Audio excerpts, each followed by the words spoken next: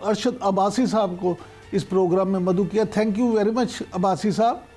Sir सबसे पहले यहीं से शुरू कर लेते हैं कि ये जो हुकूमत की तरफ से बड़ा रिलीफ देने की तैयारियां की जा रही हैं और पैकेज का ऐलान भी 1 महीने या सवा महीने में मुतवक्को है, आप क्या समझते हैं, क्या वाकई बिजली सस्ती हो रही है?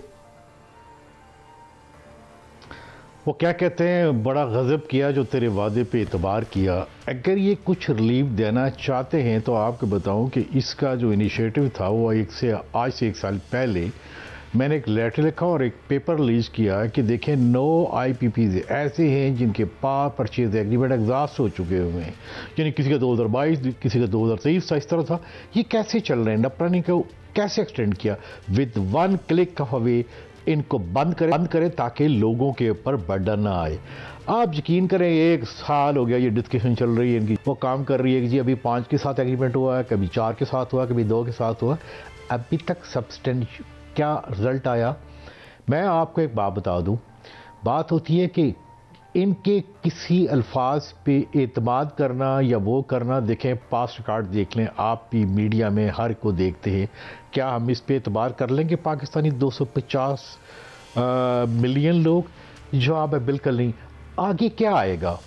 क्या इन्होंने चाइनीज़ पावर प्लांट के साथ रीनिगोशिएट कर लिया? जवाब है बिल्कुल नहीं।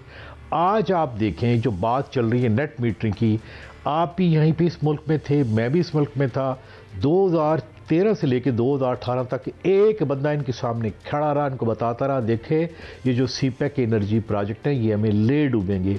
आज के दिन जो 3 पावर प्लांट हैं, चाइनीज़ पावर प्लांट हैं, तक ये बात है सच, वो दोस्त है, उनका मसला नहीं है। एक है पोर्ट कासम पावर प्लांट, एक है हबको, एक साहिवाल। मेरे ख्याल में दुनिया में सबसे महंगा पावर प्लांट कौन सा है? वो पोर्ट कासम का 310 रुपये फी यूनिट बिजली बनती है, इनसे महंगी बिजली बनती है। इसी तरह हमारे एक बड़े होनहार वजीर आए थे, आज तो आजकल पार्टियां नाइज कर रहे हैं, LNG। आप देखें उनसे कितने की बिजली बन रही है? वो तकरीबन 40-45 की बन रही है। उसके मुकाबले में एक आम आदमी, वो आदमी जिसके पास कोई सरमाया नहीं था, जिसने अपने मवेशी बेच के, जिसने अपनी बच्चियों के या बीवी के जेवर बेच के सोलर सिस्टम लगाया और वो 29 रुपये का दे रहा, जो सबसे सस्ती दे रहा था, उसके ऊपर ये 10 रुपये ला रहे हैं। उनका रेट कम नहीं हुआ, ना कोल पावर प्लांट का, ना LNG का। और एक और बात जो मैंने आज से 1 साल पहले एक और भी ख़त लिखा प्राइम मिनिस्टर को कि जब ये गए थे वर्ल्ड इकनॉमिक फोरम पे, तो उन्होंने कहा था पाकिस्तान में जी 2 बड़े मसले हैं जिसकी वजह से हम दुनिया में कशकों के लेके फिर रहे हैं, एक पावर सेक्टर, एक क्लाइमेट चेंज। देखिए ये जो नेट मीटरिंग की बात की है, मैं भी नेट मीटरिंग का एक कंज्यूमर क्या बल्कि बेनिफिशरी हूँ।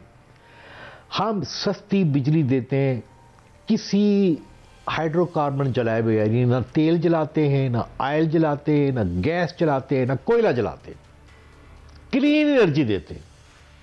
और ये जो एनर्जी है, ये जो बिजली बनती है कोयले से, जो LNG से, जो ऑयल से, ये पोल्यूशन करता है। इसकी वजह से पूरी दुनिया में कहते हैं यार पहले अपना घर तो ठीक करो, तुम तो कहते हो थे कि क्लाइमेट चेंज की वजह से हम मर रहे हैं।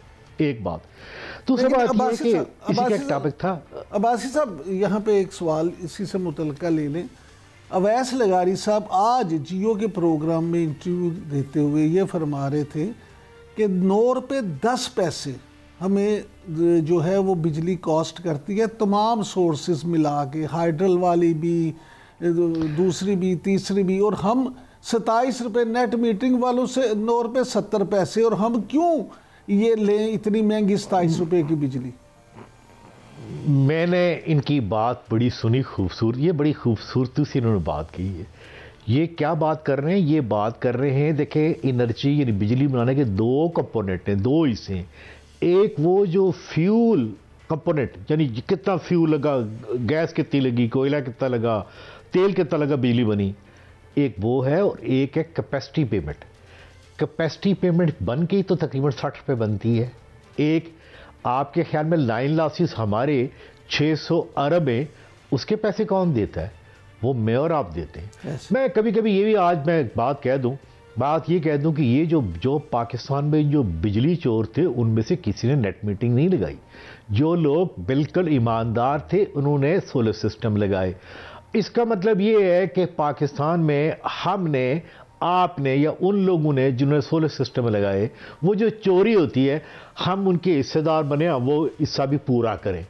बताइए ये दुनिया के किस माशरे में इंसाफ है? एक फिर ये जो बयान आपको दिया जी 9 रुपये बनती है, क्या ये जो 600 अरब जो लास्ट साल के होते हैं ये ट्रांसमिशन डिस्ट्रीब्यूशन लॉसेज ये बीच में डाले इन्होंने? क्या इन्होंने कैपेसिटी पेमेंट डाली है इसमें? क्या इन्होंने बाकी जो टैक्सीज है वो इसमें डाले? सर ये तो आधा सच का भी चौथा हिस्सा है।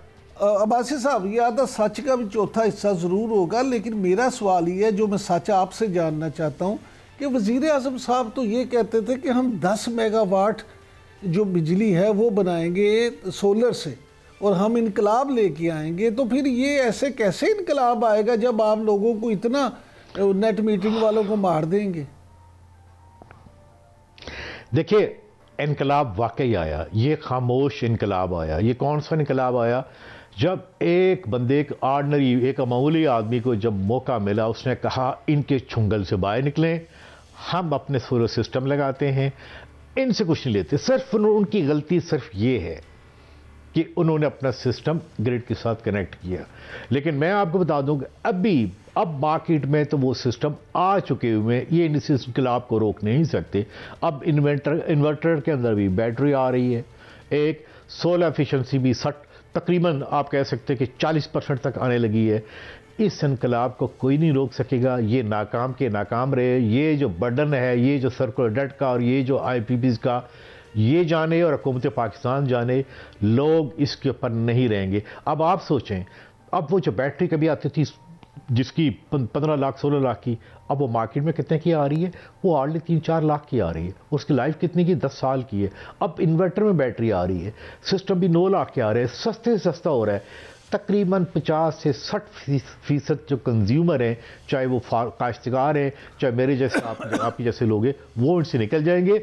और ये देखें, ये सारे सिस्टम में एक बात पता चली कि एक आम आदमी जो बिल्कुल अनपढ़ है, उसने अपना बिजली का सिस्टम कितना एफिशिएंटली लगाया।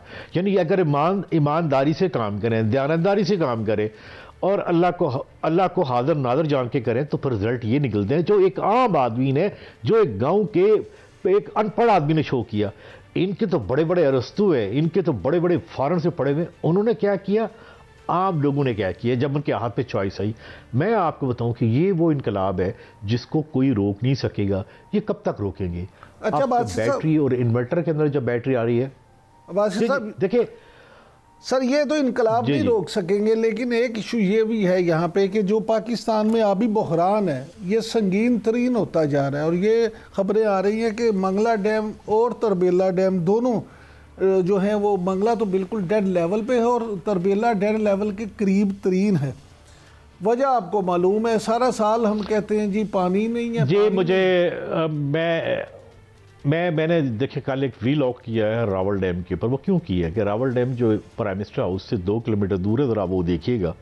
जब हम रावल डैम को मैनेज नहीं कर पा रहे तो मंगला डैम और वाकई ही तरबेला के वाटरशेड में बारिशें नहीं हो रही। वो बारिशें क्यों नहीं है? हिमाचल प्रदेश और इंडियन हल कश्मीर में भी बुरान है। ये एक आपने एक बड़ा कम्प्लेक्स टॉपिक छेड़ा। वो इसलिए अब पाकिस्तान और इंडिया को बैठ के एक बात सोचनी पड़ेगी। कहते हैं ना, रो वो भी रहे हैं, उनके भी ब्यास, सुतलज और रावी में पानी नहीं आ रहा। हमारे यहाँ भी जेलम में और चनाब में पानी नहीं आ रहा। ये इसके ऊपर बड़ी बड़ी स्टडीज़ हुई हैं और इस आजिज़ ने बड़ा कंट्रीब्यूट किया कि वहाँ पे जंगलात को मत छेड़ो, उस वाटरशेड को मत छेड़ो। इंडिया भी रोएगा, पाकिस्तान भी रोएगा। और हमारे तो इश्यूज़ माशाल्लाह आप कवर भी करते हैं। यहाँ पे ये देखिए कि सिंध और पंजाब आपस में मेरे ख्याल में दस्तगरबात हो ही गए हुए हैं। वाटर मैनेजमेंट हो जाए या पावर मैनेजमेंट हो जाए, भाई ये ख्याल करना कि जब ये हमारे ब्यूरोक्रेसी हैं और जब ये हमारे नेता है, इनसे कोई तवक्को ना रखिएगा। हमारे प्रधानमंत्री से देखिए एक बात, ये कितनी जोशीली तकरीरें करते हैं, लेकिन ऑन ग्राउंड मुझे बड़ा अफसोस होता है कि भाई आपके पास वही लोग हैं, वही गिने चुने लोग हैं। कौन से लोग हैं इनके पास? बहुत शुक्रिया। मैं आज आपके प्रोग्राम में इतनी जी मैं एक दिलखराश बात करना जी करें। दिलखराश बात यह है कि कभी पावर परचेज एग्रीमेंट देखिएगा एलएनजी पावर प्रोजेक्ट्स की, उसका सीईओ कौन है, वो आजकल कौन था जो आजकल चेयरमैन एफपीआर है। अगर वो पावर परचेज एग्रीमेंट देखेंगे तो उसमें ये लिखा हुआ है कि आर्बिट्रेशन यानी कोई मसला गड़बड़ हुआ तो London international court of arbitration London होगी। हमने वो अपने काम हाथों से वो काम किए। यकीन करें, अगर हमारा दुश्मन मुल्क भी हमारे साथ पानी और बिजली में ना करता जो हमारे नेताओं ने हमारे साथ किए, मुझे दुख से कहना पड़ता है। मैं एक मिस्त्री में मैं बात करूंगा साइंटिफिकली मैथमेटिकली।